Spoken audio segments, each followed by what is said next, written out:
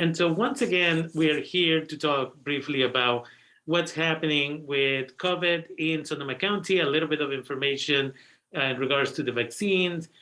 We have Mr. Marcos Mejia, who's here to talk with us. And so welcome to the show. Can you tell us what is going on? What is the latest in regards to COVID and the new variant, as well as the vaccination situation here in Sonoma County? Sure, Rafael. Well, I'd like to start with the pediatric vaccination. As of yesterday, we have already 23.4% of the new eligible children, that is the children ages 5 to 11, who have already received their first dose. That's more than 8,700 girls and boys. And also this week began the second dose for many of the children that started early in November. This vaccination began in November 9th, so it's not even a month, and we have this number. So that's remarkable, especially if we consider that the Thanksgiving was there, and also the schools are gonna go on vacations pretty soon, and it's a very positive response from those parents to bring their kids for vaccinations. We're suggesting parents to contact their pediatrician or a local pharmacy to find a vaccine for their children. Pharmacy appointments can be made through myturn.ca.gov, and there are more than 40 vaccination clinics that will be held at designated schools across the county to serve people who do not have convenient or affordable access to healthcare providers. A list of schools clinics is located in the Sonoma County Office of Education website, along with information for parents. The website is scoe.org. Doses for those 12 and older will be also available at those clinics. For equity reasons, we are giving the highest priority to schools in areas with high rates of COVID-19, low vaccination rates, and large numbers of students learning English as a second language. Some of the upcoming clinics through the Sonoma County Office of Education include tomorrow, Friday, at Hillsburg Elementary School, Roseland Elementary School, and Dunbar School in Glen Ellen.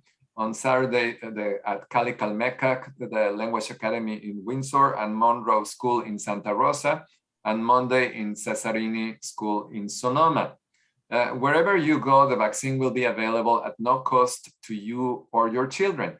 Doses will also be available for teens and adults seeking their first or second injection. So all family members 5 years and older can be vaccinated at the same time.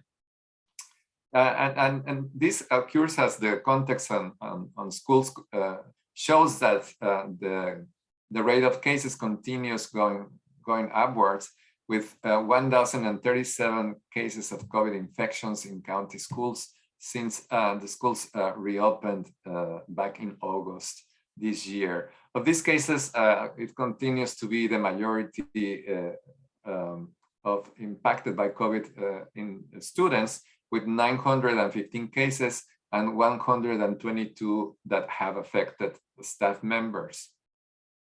As for the population in general, we now know that 74.1% of the county's eligible population is fully vaccinated, and this is enormous considering that the eligibility expanded just recently in last November, widening the eligibility from 12 years of age to 5 years of age. So we have incorporated a lot of people, and we are not yet there at the 80% that we need for the general population, but we're working really fast on that, 74.1. Additionally, 8% has at least one shot. So we are going in the right direction. We need a lot of work still ahead, and I hope that we get there soon. The metrics are also looking optimistic because the number of positive cases daily is 7.7 for every 1,000 inhabitants for a period that is measured every 7 days.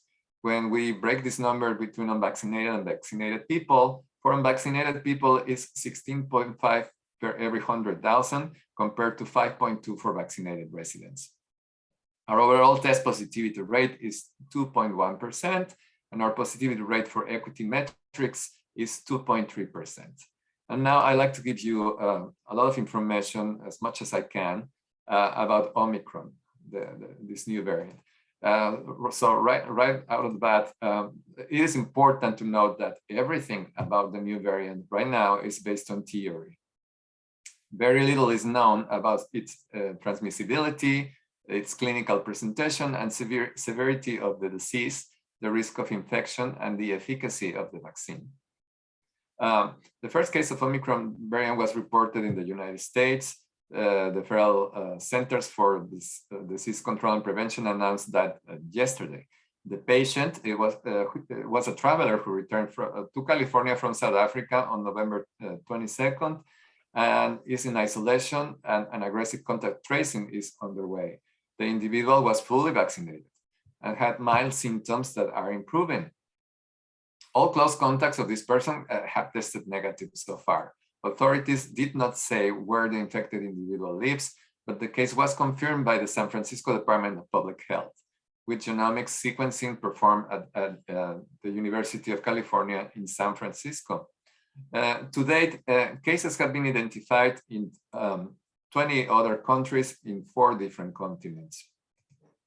The federal health officials have directed airlines to provide the CDC with the names and contact information of all passengers who boarded flights bound for the United States since November 29th and who had been to South Africa during the previous 2 weeks. The directive issued yesterday applies to passengers who spent time in Botswana, the kingdoms of Eswatini and Lesotho, Malawi, Mozambique, Namibia, and South Africa in the 2 weeks prior to their flight back to the United States. Dr. Fauci, the government leading infectious disease experts, reiterated on Tuesday's press conference, along with the CDC director, Dr.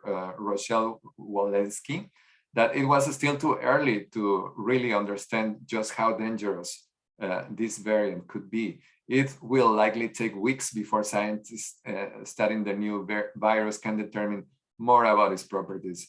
Dr. Fauci also warned that, again on Tuesday, that urging people to continue to get their boosters, which they say could provide more protections against the new variant. Omicron has around 50 mutations, including more than 30 of those mutations in its most important spike protein. Those are the bumps that make up the virus corona, which is a structure on the surface of the virus that allows it to enter the body. And that's also the part that vaccines train the immune system to recognize and attack. Having so many mutations in the crown raises concerns that Omicron may invade cells or evade antibodies more effectively. Vaccine manufacturers have expressed confidence that they can modify existing formulations to make injections more effective against new variants. Public health officials say that an increase in cases is expected as it is a winter virus, regardless of the variant. This is the time of the year when we spend the most time indoors, where the virus spreads especially quickly. People will meet family and friends during the holidays. Typically, that means a spike in cases a few weeks after a holiday, which is why the county health leaders are concerned we will see another spike. COVID-related hospitalizations have risen significantly in the past week, which has local officials concerned about capacity this winter. Health officials say it is vital to use our known mitigation measures, including masks, to avoid an increase in cases and hospitalizations. As of Tuesday, 22 COVID patients were in Sonoma County hospitals, up from 16 last week. This included 6 COVID patients in ICU beds, compared with 2 ICU patients over multiple days last week. And since we're talking about the holidays, we are recommending that people get their booster if they are 18 years of age and older, and it has passed at least 6 months since they got their completed 2 doses of Pfizer or Moderna vaccines, or at least 2 months since they received their the Janssen vaccine from Johnson & Johnson. We recommend that people keep their meetings indoor, reduce small If everyone in an indoor gathering is fully vaccinated, then masks are optional. Or if your guests are not vaccinated or you do not know their vaccination status, plan in small, short outdoor gatherings.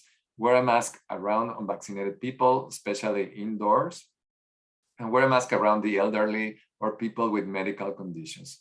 When you gather indoors, ventilate well, open doors and windows, put on ventilation, and make sure that you have high quality air filters if you have that option in your system.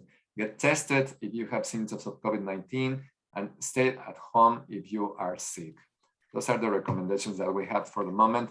And I will come back to your show to give you more updates of Omicron as they are released, as we know, and also to give you more more updates in the progress of pediatric vaccination, which is a very important component from the social standpoint, because that's going to get us closer to remove masks, hopefully during January.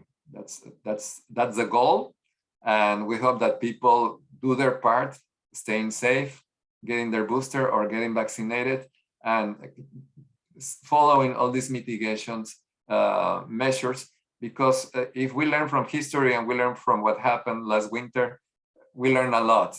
If we didn't pay attention, then we are exposed to getting sick and making other people get sick too. Definitely. And with that, I want to thank you once again for bringing so much information. I know that you had even more information, and due to time, we're not going to be able to cover all of it today. But again, I thank you for taking the time, being here with us, educating our community with the latest information. And I look forward to our next conversation next week. Thank you. Rafael, and I always thank you for opening the doors of your program to bring all this information. It's very important that everyone is aware of all this situation, and then that everyone help to leave COVID behind someday. Definitely. Thank you very much. Thank you. Bye-bye. Bye.